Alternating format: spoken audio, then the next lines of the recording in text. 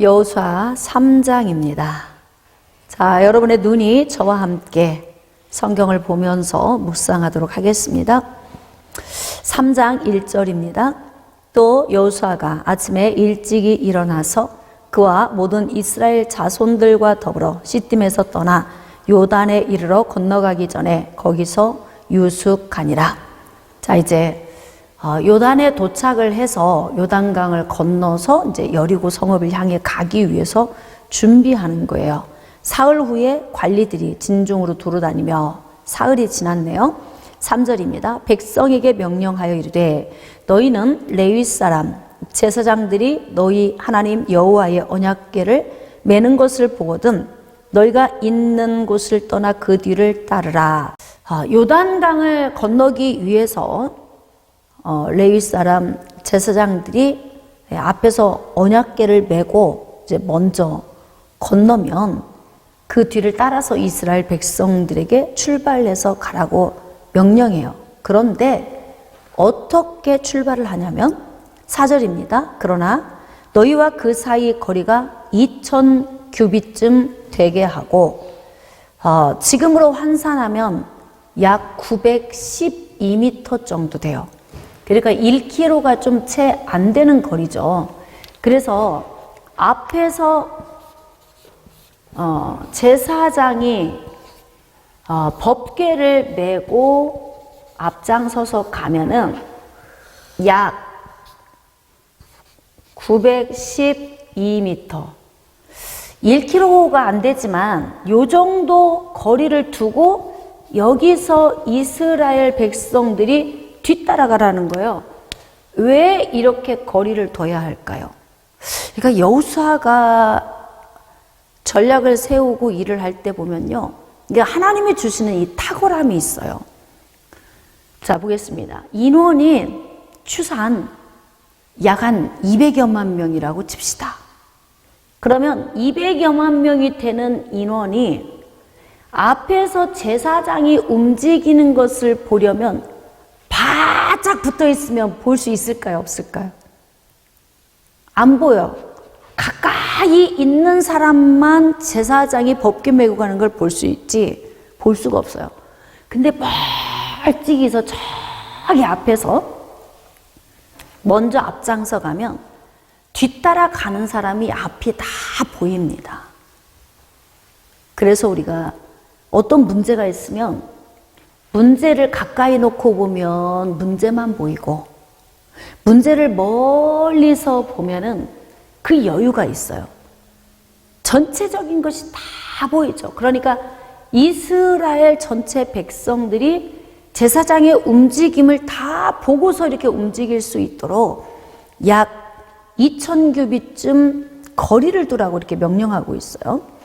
자, 그리하면 너희가 행할 길을 알리니, 그쵸? 행할 길을 알리니 보여야 따라올 거 아니에요. 그러니까 멀찍이서 보고 따라올 수 있도록 거리를 두라. 자, 너희가 이전에 이 길을 지나보지 못하였음이라. 자, 5절입니다. 여호수아가 또 백성에게 이르되 너희는 자신을 성결하게 하라. 여호와께서 내일 너희 가운데에 기이한 일들을 행하시리라. 여러분, 매일매일의 삶에 하나님이 기이한 일을 행하실 기대감이 좀 있어요? 어때요?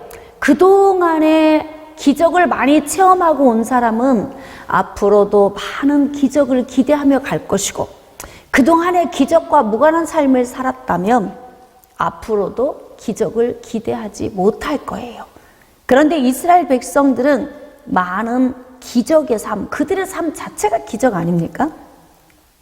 그러니까 하나님께서 이제 기이한 일들을 행하시리라는 미리 예언의 말씀을 주시잖아요. 여호수아가 또 제사장들에게 말하여 이르되 언약궤를 메고 백성의 앞서 건너라 하며 곧 언약궤를 메고 백성의 앞서 나아가니라. 자, 그래서 이제 제사장들이 언약궤를 메고 출발을 한 거예요. 자, 7절. 여호와께서 여호수아에게 이르시되 내가 오늘부터 시작하여 너를 온 이스라엘의 목전에서 크게 하여 내가 모세와 함께 있었던 것 같이 너와 함께 있는 것을 그들이 알게 하리라. 자, 출발을 한번 봅시다. 모세도 엄청 처음에 하나님 앞에 굉장히 주저했어요. 하나님, 저 못해요. 제가 입이 뻣뻣하고 둔한 거 잘 아시잖아요. 나 같은 존재가 어떻게 가서 이스라엘을 건져냅니까? 못합니다. 막 그랬더니 하나님께서 네 형 아론 내가 붙여줄게. 그리고 네 형 아론에게 네가 하나님처럼 되게 해줄게. 그러니까 하나님 나라의 일은 하나님이 하시는 거예요. 난 부족해서 못해요. 직분 준다고 하면 전 못 감당해요. 뭐 이러잖아요. 근데 자리가 사람을 만든다. 그러니까 하나님께서 모세도 이스라엘의 영적 지도자로 세워놓고 거기에 준한 능력을 주시잖아요. 그러면서 모세를 통해서 멋지게 가장 기억에 남을 만한 처음 이적이 바로 뭐예요? 홍해죠. 홍해. 앞으로 여호수아가 이스라엘 백성을 가나안 서편으로 이끌고 가서 이 땅을 전부 가서 정복하기에 앞서 하나님이 뭐냐면 내가 모세와 함께 했던 것처럼 너와 함께 하는 것도 내가 보여줄게. 그러면서 홍해를 가르친 하나님이 무엇을 가르치는 거예요? 똑같이 홍해를 가르친 것과 똑같이 요단을 갈라주시는 거예요. 그러니까 모세하고 비교할 때 차이가 있어요, 없어요? 없어요. 모세와 똑같이. 하나님의 일은 그래서 하나님이 하신다는 걸 우리가 알게 되는 거예요.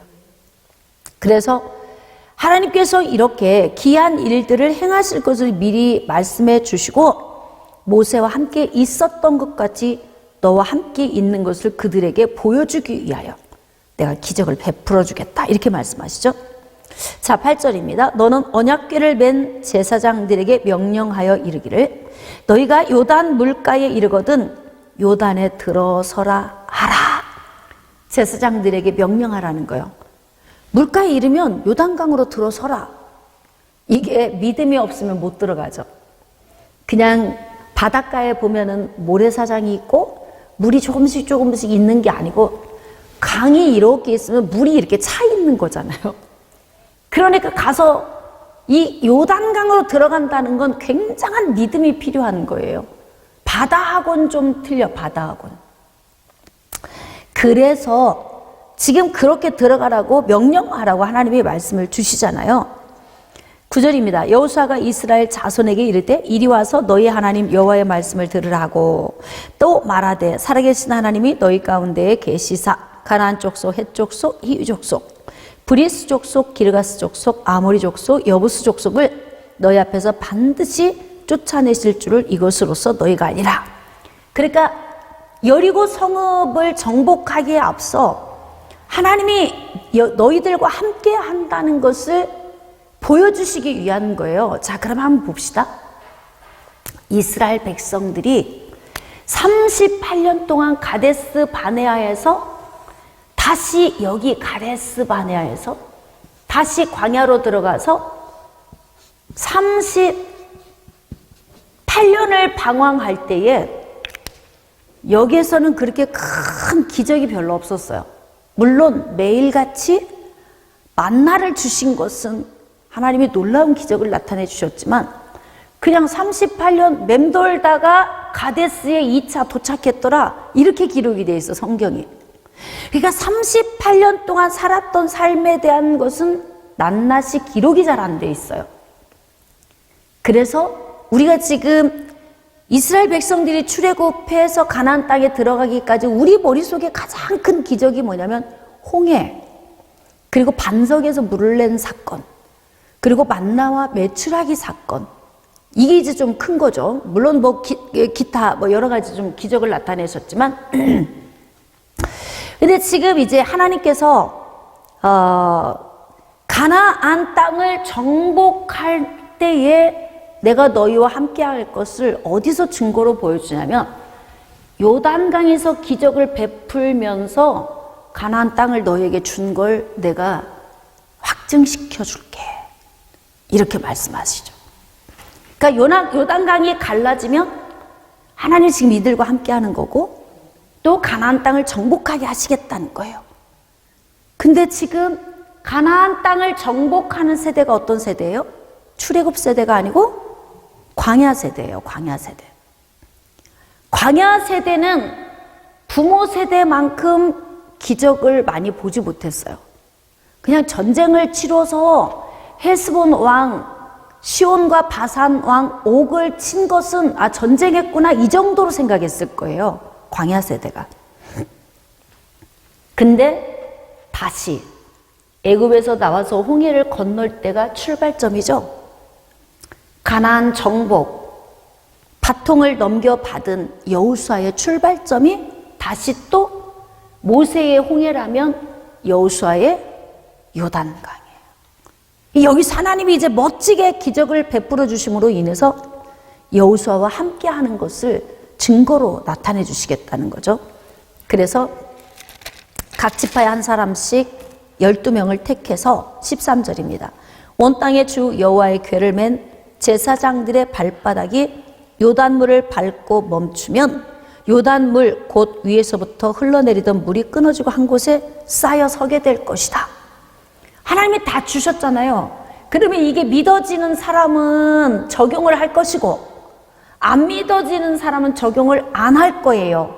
근데 여호수아가 이렇게 하나님의 말씀을 다 받고서 제사장을 지파별로 하나씩 택해서 12명을 세우고 그리고 법궤를 메고 출발하게 하고 아까 2000규빗쯤 떨어져서 이스라엘 백성 뒤따라가라 이렇게 지금 명령하면서 하나님이 더 부연 설명을 많이 주시잖아요. 그러니까 여호수아가 거기에 맞춰서 이제 행동을 개시하는 거예요. 자, 그랬더니 백성이 요단을 건너려고 자기들의 장막을 떠날 때에 제사장들은 언약궤를 메고 백성 앞에서 나아가니라. 앞에서 출발했어요. 자, 요단이 곡식 거두는 시기에는 항상 언덕에 넘치더라. 그러니까 지금 요단 강이 어떻다는 거예요? 바다에 모래사장이 있고 물이 철렁철렁 들어와서 발바닥부터 발바닥으로 몸으로 들어가는 그런 게 아니고 요단강은 물이 넘쳐 흐르는 상황이라는 거예요. 근데 그냥 제사장이 들어가야 되는 거야, 거기에. 그런데 그 시기가 언덕에 물이 넘치는 시기라는 거죠. 궤를 맨 자들이 요단에 이르며 궤를 맨 제사장들의 발이 물가에 잠기자. 물에 닿자. 곧 위에서부터 흘러내리던 물이 그쳐서 사르단에 가까운 매우 멀리 있는 아담성읍 변두리에 일어나 한 곳에 쌓이고, 기억나죠? 언제적에 이런 기적이 났어요? 홍해 사건이 똑같이 하나님이 이렇게 역사하셨어요. 그래서 아라바의 바다 여매로 향하여 흘러가는 물은 온전히 끊어지매 백성이 여리고 앞으로 바로 건널새 직진해서 그냥 전진했다는 거예요. 여호와의 언약궤를 맨 제사장들은 요단 가운데 마른 땅에 굳게 섰고 그 모든 백성이 요단을 건너기를 마칠 때까지 모든 이스라엘은 그 마른 땅으로 건넜더라. 그러니까 요단강 중앙에 제사장들은 법궤를 메고 12명이 서 있고 이스라엘 백성들은 마른 땅으로 다 지나가고, 예? 그리고 난 다음에 이제 제사장들이 마지막 올라가는 거죠.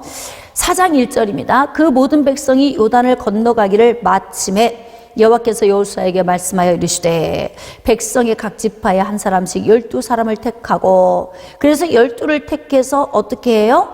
여호수아가 이스라엘 자손 중에서 각 지파에 한 사람씩 준비한 그 12사람을 불러 이르되 요단 가운데로 들어가 너희 하나님 여호와의 궤 앞으로 가서 이스라엘 자손들의 지파 수대로 각기 돌 한 개씩 가져다가 어깨에 매라. 이것이 너희 중에 표징이 되리라. 후일에 너희의 자손들이 물어 이르되 이 돌들은 무슨 뜻이냐 하거든 그들에게 이르기를 요단물이 여호와의 언약궤 앞에서 끊어졌나니 곧 언약궤가 요단을 건널 때에 요단물이 끊어졌으므로 이 돌들이 이스라엘 자손에게 영원히 기념이 되리라 하라 하니라. 뭐 자손들이 나중에 물어보겠죠. 그러면 이제 뭐 여차히 저차히 이야기하라 그래요. 자, 홍해와 요단을 건너는 그 두 과정이 비슷해. 하나님의 역사하심이 비슷한데 한 가지 좀 특징이 있어요. 다른 게 있어요. 뭐가 다를까요? 홍해를 건널 때는 아직 법궤가 만들어지지 않은 상태였고, 지금 요단을 건널 때에는 이스라엘 백성들의 구심점인 하나님을 만날 수 있는 그 법궤가 시내산에서 준비가 됐어요. 이제는 그 법궤가 항상 먼저 앞서가요. 그러니까 홍해와 지금 요단강의 차이점이 좀 있잖아요.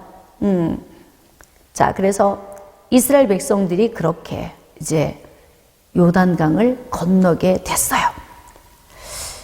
그래서 속히 건넜다 그래요. 11절. 모든 백성이 건너기를 마친 후에 여호와의 궤와 제사장들이 백성의 목전에서 건넜으며, 자, 루벤 자손과 갓 자손과 므낫세 반 지파는 모세가 그들에게 이른 것 같이 무장하고 이스라엘 자손들보다 먼저 건너갔으니, 누가 건너갔을까요? 20세 이상의 전쟁에 나갈 수 있는 대상들이 앞서 간 거예요. 자, 13절. 무장한 4만 명가량이 여호와 앞에서 건너가 싸우려고 여리고 평지에 이르니라. 두 지파 반 대표자들이 4만 명가량이 된다. 그렇습니다.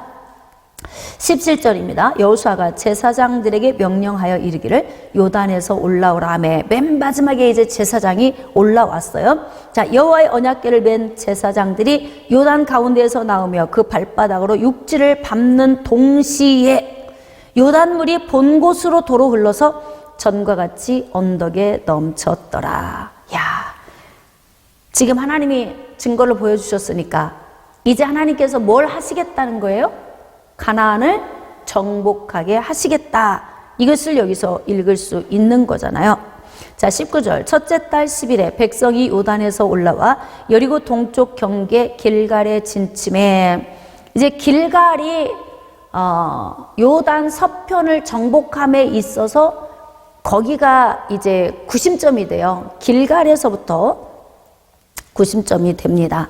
자, 20절. 여호수아가 요단에서 가져온 그 12돌을 길갈에 세우고 이스라엘 자손들에게 말하여 이르되 후일에 너희의 자손들이 그들의 아버지에게 묻기를 이 돌들은 무슨 뜻이니까 하거든 너희는 너희 자손들에게 알게 하여 이르기를 이스라엘이 마른 땅을 밟고 이 요단을 건넜음이라. 자, 그렇게 이야기하라 하죠. 23절. 너희의 하나님 여호와께서 요단물을 너희 앞에서 마르게 하사 너희를 건너가게 하신 것이 너희 하나님 여호와께서 우리 앞에 홍해를 말리시고 우리를 건너게 하심과 같았나니. 그렇죠? 홍해 사건과 지금 이 요단강 사건을 같이 지금 이렇게 겹쳐서 지금 설명을 하고 있잖아요. 그렇게 하신 이유는, 자, 24절. 이는 땅의 모든 백성에게 여호와의 손이 강하신 것을 알게 하고 너희가 너희의 하나님 여호와를 항상 경외하게 하려 하심이라. 요단 물이 넘쳐 흐르는 시기가 아닌 좀 더 기다리고 시간을 보내서 물이 좀 마를 시기에 자연스럽게 건너가게 할 수도 있겠지만, 왜 무리를 해서 물이 요단을 넘쳐 흐르는 시기에 하나님께서 건너가게 하셨는가? 하나님 자신이 경외함을 얻게 하기 위해서 그랬다는 거예요. 예, 하나님은 이런 존재다라는 걸 알게 하기 위하여서. 5장 1절입니다. 요단 서쪽의 아모리 사람의 모든 왕들과 해변의 가나안 사람의 모든 왕들이 여호와께서 요단물을 이스라엘 자손들 앞에서 말리시고 우리를 건너게 하셨음을 듣고, 자, 거기 밑줄 그읍시다. 마음이 녹았고 이스라엘 자손들 때문에 정신을 잃었더라. 이미 끝났네요. 이제 싸움 다 끝났어요. 키가 크다고 싸움을 잘하나? 힘이 세다고 꼭 승리하는가? 경주를 잘한다고, 잘 달린다고 먼저 도착하는가? 우리 인생의 삶을 잘 봅시다. 우리가 생각하는 논리적인 사고방식의 그 사고방식처럼 우리 인생이 그렇게 풀려나가진 않아요. 지금 가나안에 있는 사람들의 그 심리적인 요인이 거의가 지금 다 무너져 있는 상태. 뭐 이들과는 굳이 그렇게 싸워야 할 필요도 없을 정도로 다 죽어 있는 상태가 된 거죠. 하나님이 하신 거죠. 뭐 이스라엘 백성이 무서워서 이들이 지금 간담이 돋고 있나요? 이스라엘의 하나님이 두려워서, 그래서 이들이 정신을 잃게 되었다는 거예요. 자, 2절입니다. 그때 여호와께서 여호수아에게 이르시되 너는 부싯돌로 칼을 만들어 이스라엘 자손들에게 다시 할례를 행하라 하시매. 여호수아가 부싯돌로 칼을 만들어 할례산에서 이스라엘 자손들에게 할례를 행하니라. 여호수아가 할례를 시행한 까닭은 이것이니 애굽에서 나온 모든 백성 중 남자 곧 모든 군사는 애굽에서 나온 후 광야길에서 죽었는데, 누구예요 이게? 출애굽 세대 가운데에서도 부정적인 보고에 의하여서 원망하고 울면서 하나님을 향해서 은혜롭지 않게 행동을 했던 1세대, 출애굽 세대를 이야기를 하고 있는 거예요. 이들이 다 죽었다는 거죠. 그 나온 백성은 다 할례를 받았으나 다만 애굽에서 나온 후 광야길에서 난 자, 광야 세대, 출애굽 세대는 할례를 다 받았는데 광야에서 태어난 광야 세대는 할례를 못 받았다는 거예요. 그래서 할례를 받지 못하였기 때문에 이제 가나안을 정복하기에 앞서 가장 먼저 할례를 행하는 일을 먼저 하게 하신 거예요. 6절입니다. 이스라엘 자손들이 여호와의 음성을 청종하지 아니하므로 여호와께서 그들에게 대하여 맹세하사 그들의 조상들에게 맹세하여 우리에게 주리라고 하신 땅 곧 젖과 꿀이 흐르는 땅을 그들이 보지 못하게 하리라 하시매, 애굽에서 나온 족속 곧 군사들이 다 멸절하기까지, 그러니까 출애굽 세대에서도 20세 이상으로 계수된 남자가 여호수아와 갈렙을 제외하고 다 죽을 때까지 하나님이 기다린 기간이 40년이라는 거죠. 자, 이제 그들이 할례를 다 행했어요. 8절입니다. 또 그 모든 백성에게 할례 행하기를 마침에 백성이 진중 각 처소에 머물며 낫기를 기다릴 때에 여호와께서 여호수아에게 이르시되 내가 오늘 애굽의 수치를 너희에게서 떠나가게 하였다 하셨으므로 그곳 이름을 오늘까지 길갈이라 하느니라. 길갈에서 이들이 할례를 행하고 하나님의 백성됨의 그 언약을 이들이 시행하게 되니까 수치가 떠나갔다, 이렇게 기록하고 있죠. 10절, 또 이스라엘 자손들이 길갈에 진쳤고 그달 14일 저녁에는 여리고 평지에서 유월절을 지켰다. 자, 유월절은 언제 지켜요? 1월 14일에 유월절을 지키죠. 그러니까 이들이 요단강을 건너서 여리고 앞 맞은편에서 할례를 행하고 난 다음에 14일이 되니까 유월절을 지켰다는 거예요. 유월절 이튿날에 그 땅의 소산물을 먹되 그날에 무교병과 볶은 곡식을 먹었더라. 그 밑줄 그으세요. 그 땅의 소산물. 요단강을 건너고 난 다음에 그 땅의 소산물을 먹기 시작했어요. 자, 그러면 이제 하나님이 또 이때 행하셔야 할 일이 있어요. 뭘까요? 만나가 그쳤다 그래. 12절. 또 그 땅의 소산물을 먹은 다음 날에 만나가 그쳤으니 이스라엘 사람들이 다시는 만나를 얻지 못하였고 그 해에 가나안 땅에 소출을 먹었더라. 그러니까 만나를 몇 년간 먹은 거예요? 40년간. 야, 하나님은 너무 놀라우시죠. 그렇게 미운 집만 골라서 하는데도 안 굶기고 먹이신다 이 말이에요. 네, 그래서 좋으신 하나님이십니다. 자, 15절. 여호와의 군대 대장이 여호수아에게 이르되 내 발에서 신을 벗으라. 네가 선 곳은 거룩하니라 하니 여호수아가 그대로 행하니라. 내 발에서 신을 벗으라. 또 겹쳐지는 내용이 좀 있죠. 하나님이 누구를 부르실 때 이 말씀하셨어요? 네? 할렐루야. 모세 부르실 때 하나님이 모세야, 네가 선 땅은 거룩한 곳이다. 네 발에서 신을 벗으라. 그런데 지금 여호수아에게도 똑같은 말씀을 주시잖아요. 그러니까 이제 하나님께서 하나님 나라의 일을 하는 것 자체가 뭐냐면 거룩한 계획입니다. 그러니까 하나님의 거룩한 계획 안으로 들어가서 본격적으로 하나님의 손에 쓰임을 받으니까 하나님의 계획, 이 계획 안에 서 있으니까 거룩한 가운데 있는 거예요. 그리고 신을 벗어야 하는 것은 자기의 신을 지금까지 모세 뒤에서 수종자를 할 때까지 살아온 모든 인생의 삶에서 경험했던 인생사, 모든 경험, 지식, 나의 관점, 개념, 나의 노력, 또 나의 계획 다 내려놓으라는 거예요. 그래서 이 신발이라고 하는 의미는 내가 인생을 걸어온 삶을 의미해요. 얼만큼 오래 신었느냐에 따라서 너덜너덜 하겠죠. 이게 신발이. 그게 이렇게 우리가 너덜너덜 할 정도로 인생에서 경험한 인생의 것들을 우리가 적용하고 살면서도 매일 실패하고 실수하고 뭐 돌아서면 늘 후회하는 일을 하고 그렇지 않습니까? 그러니까 결국 우리 인생을 의지하지 말고 하나님을 의지하라. 네, 이렇게 지금 말씀을 주시는 거예요. 모세도 그렇게 했다. 너도 그렇게 하라. 동격으로 대해 주시는 거죠. 6장 1절입니다. 이스라엘 자손들로 말미암아 여리고는 굳게 닫혔고 출입하는 자가 없더라. 왜 여리고 문이 굳게 닫혔을까요? 지금 이스라엘 백성들이 자 여기 여리고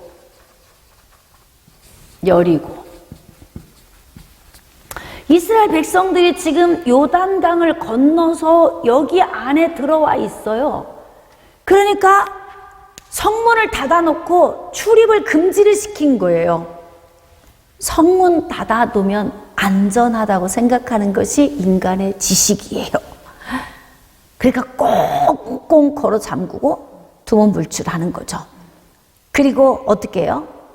아무도 출입을 하지 못하게 출입 금지령을 내려놓은 거죠. 아, 이제 안전하다. 뭐 이럴까? 자, 이제 하나님은 어떻게 역사하실까요? 이렇게 문이 굳게 닫혔고 출입하는 자가 없어요. 그럼 우리가 인간적으로 볼 때는 방법이 없네. 문이 굳게 닫혔는데 어떻게 여리고 성읍 안으로 들어가서 어떻게 저들을 무너뜨리려고 정복을 합니까? 근데 이제 우리의 상상을 초월한 하나님의 역사하시는 방법이 이제 나옵니다. 2절입니다. 여호와께서 여호수아에게 이르시되 보라 내가 여리고와 그 왕과 용사들을 내 손에 넘겨주었다 그러잖아요. 근데 어떤 방법으로 넘겨주시는가? 너희 모든 군사는 그 성을 둘러 성 주위를 매일 한 번씩 돌되 엿새 동안을 그리하라.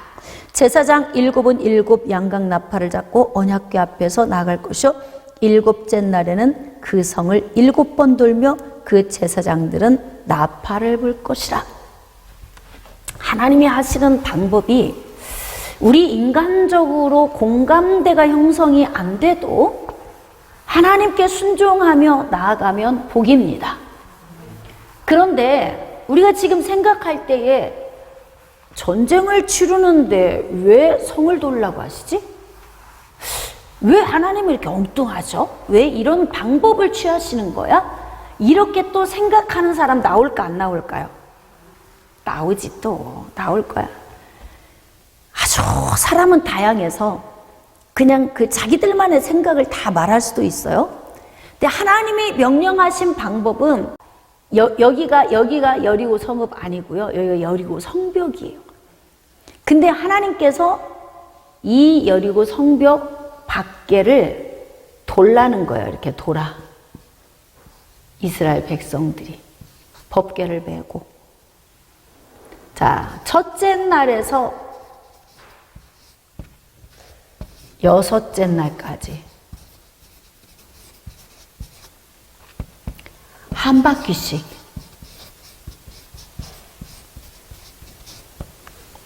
그리고 7째 날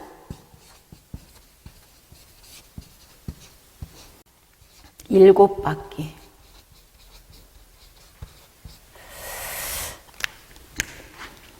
우리가 상식적으로 볼 때 순종하기 어려운 요구입니다. 그러니까 신앙생활은 수학적, 논리적, 이치적, 막 상식적 이렇게 따지면 전진 못해요. 그러니까 하나님이 하시는 방식이 우리가 이해가 안 돼도 하라고 하시면 그냥 순종하고 나가는 거예요. 그러니까 지금 매일 하루에 한 바퀴씩 돌고 마지막에 7바퀴를 돌라고 말씀을 하시죠. 자, 그리고 난 다음에 5절. 제사장들이 양강나팔을 길게 불어 그 나팔 소리가 너에게 들릴 때에는 백성은 다 큰 소리로 외쳐 부를 것이라. 그리하면 성벽이 무너져 내리리니. 하나님의 전략은 무엇이냐면 이 성벽, 보호막이죠. 보호막. 사람들이 생각할 때 지금 가장 의지하고 믿는 게 뭐예요? 자, 이제 가나안 원주민들이 가장 의지하고 믿고 신뢰하는 게 무엇입니까? 보호막이죠. 성벽이죠. 성벽. 여기 이렇게 이 성벽. 이 성벽 보호막을 가장 지금 신뢰해. 왕도 신뢰 못해요. 엄마 아빠도 신뢰 안 돼요. 지금은 간담이 다 녹아있고 정신적으로 다 지금 이들은 막 아주 충격에 빠져 있단 말이에요. 그래도 지금 가장 의지가 되는 것이 성벽이에요. 근데 그걸 하나님이 무너뜨리시겠다는 거예요. 그러니까 우리가 인생 살면서 이게 나의 보호막, 나의 안전한 마지막 장소, 내가 믿고 신뢰하는 최고의 것, 의지하는 것, 그거 하나만 쑥 빼버리면 그럼 완전히 무너지는 거예요. 다 손댈 필요도 없어요. 가장 신뢰하는 게 우상이에요. 우리의 우상이 되는 거예요. 자식을 너무 사랑하면 자식이 우상이 돼. 부부끼리도 너무 사랑하면 우상이 되죠. 또 세상에 있는 돈을 너무 사랑해도 우상이 돼. 하나님보다 더 좋은 게 있으면 안 돼. 하나님은 질투하시는 하나님이시기 때문에 그래요. 그래서 하나님이 하시는 방법은 모든 걸 다 흩트는 게 아니에요.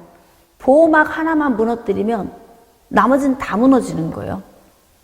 그러니까 지금 여리고 성읍 안에 있는 사람들이 가장 신뢰할 만한 것은 왕도 아니요, 부모도 아니요, 젊은 청년도 아니라는 거죠.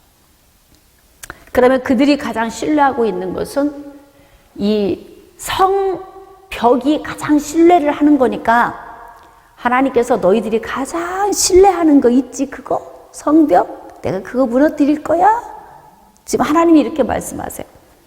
그러니까 이스라엘 백성들은 하나님의 이 전략에 순종하고 나가야 되는 거죠. 자, 그래서 8절입니다. 여호수아가 백성에게 이르기를 마침에 제사장 7은 양강나팔 7을 잡고 여호와 앞에서 나아가며 나팔을 불고 여호와의 언약궤는 그 뒤를 따르며, 이게 하나님이 주신 전략대로 그대로 순종하고 나가는 거예요. 자, 10절. 여호수아가 백성에게 명령하여 이르되 너희는 외치지 말고, 자, 밑줄 그읍시다. 외치지 말고 음성도 들리게 하지 말고 너희 입에서 아무 말도 내지 말라. 그리하다가 내가 너희에게 명령하여 외치라 하는 날에 외칠지니라. 만약에 어떤 사람 한 사람이 아니 이 더운 땡볕에 이걸 이렇게 꼭 매일 돌아야 돼? 한마디 하면 가데스바네아 1차 사건처럼 또 문제가 와요. 하여튼 그래서 수만 있으면 침묵하고 말을 많이 안 하는 것이 좋다. 모든 일을 함에 있어서 가장 장애물이 되는 것이 바로 뭐냐면 부정적인 말입니다. 그러니까 하나님께서 지금 이스라엘 백성들에게 명령하신 건 너희들이 지금까지 광야에서 40년 동안 맴돌았던 삶을 돌이켜봐라. 무엇 때문에 너희들이 후퇴했느냐? 무엇 때문에 너희들이 없어도 될 고생을 했느냐? 무엇이었습니까? 부정적인 말이죠. 섞여 사는 무리가 원망함에 이스라엘 백성들이 다 통곡하고 울었다 그래. 그래서 인생을 살 때 우리의 가장 큰 적군이 부정적인 말입니다. 그러니까 지금 이제 성벽을 돌매 있어서 내가 할 거야. 성벽 내가 무너뜨릴 거야. 너희들이 할 일은 입 다물고 원망 불평하지 말고 부정적인 말 하지 말고 그리고 돌기만 해. 그러니까 이거 순종을 잘해야 되는 거예요. 자, 그래서 하나님께서 이제 외치라 하는 날에 한 번만 외치라는 거죠. 이거 여러분, 여리고 성읍 안에서의 이 심리적 요인은 어떨 것 같아요? 안 그래도 정신을 잃었어. 마음이 물같이 녹았어요. 낙심하고 있어요. 그런데 이들이 침묵하고 돌아. 야, 이거 진짜 영화로 좀 만들면 막 기가 막힐 것 같아요. 차라리 그냥 뭐 시끄럽게 떠들기라도 하면 뭘 알기라도 하겠는데 어쩜 일사불란하게 저렇게 침묵하고 저들이 저렇게 돌고 있나? 무슨 일이 벌어질까? 뭘 하고 있나? 창밖으로 얼마나 내다보면서 지켜봤겠어요? 근데 이제 이들이 한 바퀴씩 엿새 동안 돌고 마지막 7째 날 7바퀴를 다 돌았어요. 하나님께서 이제 이때 명령을 내리시는 내용이 있어요. 자, 15절. 7째 날 새벽에 그들이 일찍이 일어나서 전과 같은 방식으로 그 성을 7번 도니 그 성을 7번 돌기는 그날뿐이었더라. 자, 7번째에 제사장들이 나팔을 불 때에 여호수아가 백성에게 이르되 외치라. 여호와께서 너희에게 이 성을 주셨느니라. 자, 이 성과 그 가운데 있는 모든 것은 여호와께 온전히 바치되. 이게 전리품을 모아야 하는 요 때에 탐욕이 많거나 또 이때 아주 그냥 뭔가 이렇게 소유욕이 많은 사람들은 이 전리품 보면 정신이 없겠죠. 다 내 거 만들고 싶겠지. 그런데 하나님께서는 꼭 이런 상황에 가장 먼저 테스트를 먼저 해, 테스트를. 그리고 이 테스트 통과해야 그 다음에 복을 주세요. 근데 뭐라고 하시냐면 가서 모든 건 여호와께 다 바치라는 거예요. 첫 월급 다 여호와께 드려. 뭐 이런 거. 너 지금 해가지고 돈 버는 거 내가 3억 있는 거 안다? 다 바쳐. 이거 쉽지 않잖아요, 여러분? 근데 하나님은 이때 꼭 테스트 과정을 꼭 거치는 거예요. 온전히 바치되 기생 라합과 그 집에 동거하는 자는 모두 살려주라. 이는 우리가 보낸 사자들을 그가 숨겨주었습니다. 그래서 이제 살게 되는 거죠. 근데 18절. 너희는 온전히 바치고 그 바친 것 중에서 어떤 것이든지 취하여 너희가 이스라엘 진영으로 바치는 것이 되게 하여 고통을 당하게 되지 아니하도록 오직 너희는 그 바친 물건에 손대지 말라. 은금과 동철 기구들은 다 여호와께 구별된 것이니 그것을 여호와의 곳간에 드릴지니라 하니라. 자, 봅시다. 이스라엘 백성들이 요단 서편에 가서 처음 전쟁을 치르는 것이고요. 처음 전리품을 얻는 거예요. 전쟁을 치르면 그들의 모든 소유물이 다 이들의 것이 되잖아요. 그러니까 이 전리품은 첫 열매예요. 왜 하나님께서 지금 여리고 성읍에서 얻은 전리품을 하나님의 곳간에 다 넣어라. 네? 이렇게 말씀을 하시냐면 첫 열매이기 때문에 그래요. 지금 요단 서편에 와서 가나안 땅을 정복함에 있어서 처음 싸움이고 처음 얻은 거죠. 그렇기 때문에 하나님께서 온전히 바치라고 해요. 그러면 자, 그 다음부터는 누구께 돼요? 전리품이 다 이제 나눠 가지면 돼. 그 다음부터는. 그러니까 첫 번째 전리품을 아낌없이 하나님께 다 드리면 돼요. 이제 말씀대로 살면 형통한데 말씀대로 사는 것이 또 쉽지가 않다. 왜냐하면 죄의 본성을 가진 인간들이 이 땅을 살면서 하나님의 말씀을 적용하며 사는 것이 쉬운 것은 아닙니다. 자, 그래서 20절. 이에 백성은 외치고 제사장들은 나팔을 불매 백성이 나팔 소리를 들을 때에 크게 소리질러 외치니 성벽이 무너져 내린지라. 하나님이 하시면 정확해요. 아마 이스라엘 백성들이 이렇게 하면서 뒤에서 아마 의심한 사람들이 있을 수 있을 거예요. 근데 하나님이 명령하셨죠? 너 의심스러워도 말하지 마. 부정적인 얘기 꺼내지 마. 그냥 울며 겨자 먹기식으로 지금 따라간 사람도 있었겠죠? 자, 여기서 우리가 깨달을 수 있는 게 뭐냐면 하나님 나라의 일은 하기 싫어서 해도 복이다. 억지로 해도 복이다. 억지로 드려도 복이고 억지로 헌신해도 복이다. 이게 하나님 나라의 일의 묘미입니다. 그러니까 하나님께서 그들의 부정적인 요인을 차단을 시키고 이 일을 하나님이 이끌어 가시는 거죠. 그래서 24절에 무리가 그 성과 그 가운데 있는 모든 것을 불사르고 은금과 동철기구는 여호와의 집 곳간에 두었어요. 순종 잘했네요. 여기 보니까. 자, 26절. 여호수아가 그때에 맹세하게 하여 이르되 누구든지 일어나서 이 여리고성을 건축하는 자는 여호와 앞에서 저주를 받을 것이라. 그 기초를 쌓을 때에 그의 맏아들을 잃을 것이요 그 문을 세울 때에 그의 막내 아들을 잃으리라 하였더라. 여호와께서 여호수아와 함께 하시니 여호수아의 소문이 온 땅에 퍼지니라. 모세처럼 하나님이 이렇게 함께 하시니까 놀라운 은혜가 임하죠. 7장 1절입니다. 이스라엘 자손들이 온전히 바친 물건으로 말미암아 범죄하였으니 아까 24절에는 다 두었더라 그랬는데 뒤에 보니까 온전히 바치지 않은 것 같습니다. 자, 이는 유다 지파 세라의 증손 삽디의 손자 갈미의 아들 아간이 온전히 바친 물건을 가졌음이라. 여호와께서 이스라엘 자손들에게 진노하시니라. 아니 아간 한 사람이 전리품을 훔쳤는데 왜 이스라엘 전체가 하나님의 진노를 받아야 하는가? 그래서 여러분 우리가 이제 민족적으로 지금 하나님이 일하시고 계시니까 어떤 한 사람을 다루실 때도 있지만 지금은 전체적으로 가나안 서편에 들어가서 정복함에 있어서 이스라엘 백성들의 이 조직이 흩어지면 안 되고 마음이 분산되면 안 됩니다. 여기에서 만약에 아간 한 사람만 징계를 하고 끝났다면요, 다른 사람이 해이해지겠죠. 근데 아간 한 사람으로 인하여서 막 이스라엘의 징계가 오니까 다들 긴장할 수밖에 없죠.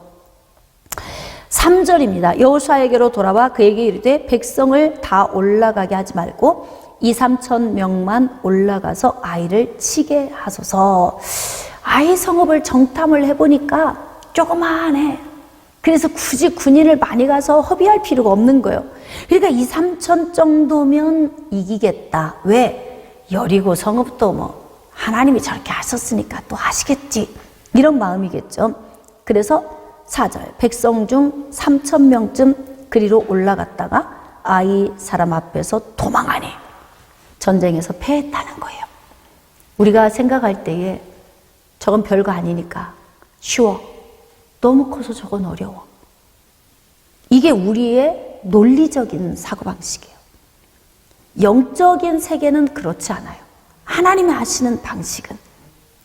그래서 조그마하니까 잘 되리라 생각했지. 가서 뭐 식은 죽 먹기다 이렇게 마음을 먹고 갔는데 가가지고 오히려 패해서 도망왔다 그래요. 아이 사람이 그들을 36명쯤 쳐 죽이고 성문 앞에서부터 스바림까지 쫓아가 내려가는 비탈에서 쳤으므로 백성의 마음이 녹아 물같이 된지라. 반대가 됐네. 이스라엘의 마음이 녹아 물같이 됐대요. 지금까지는 누가 녹았는데?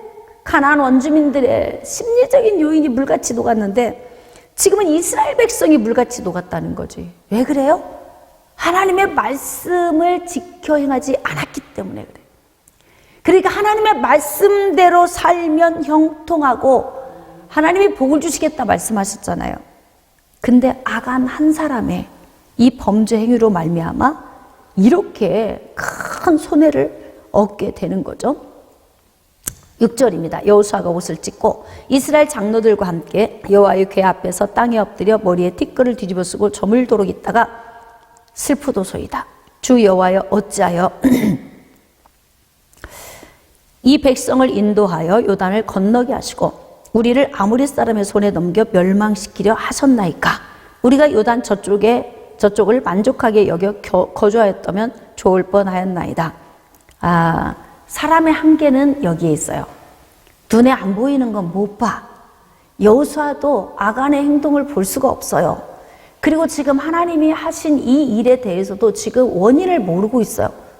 아니 여리고 성읍은 그렇게 멋지게 성벽을 무너뜨려서 정복하게 하시더니 이거 뭐 한 3,000명 정도 가서 가볍게 이길 줄 알았는데 하나님 이게 뭡니까? 그러더니 뭐라 그러냐면 이 아모리 사람의 손에 넘겨서 멸망시키려고 우리를 여기로 데려오셨나이까? 이렇게 지금 여호수아가 이야기를 해요. 그러니까 여러분 사람은 한치도 안 달라. 다 똑같아요. 다 똑같아. 인생의 문제 만나면 다 똑같아. 그러니까 여호수아는 좀 다를 줄 알았는데 여기에서 누구 핑계를 대요? 하나님 핑계. 하다 안 되면 하나님이 안 도와주셔서, 하다 안 되면 하나님이 다 가져가셔서, 뭐 우리는 그냥 뭐 하나님이 하셨다 이렇게 쉽게 이야기하지만 원인은 어디에 있어요?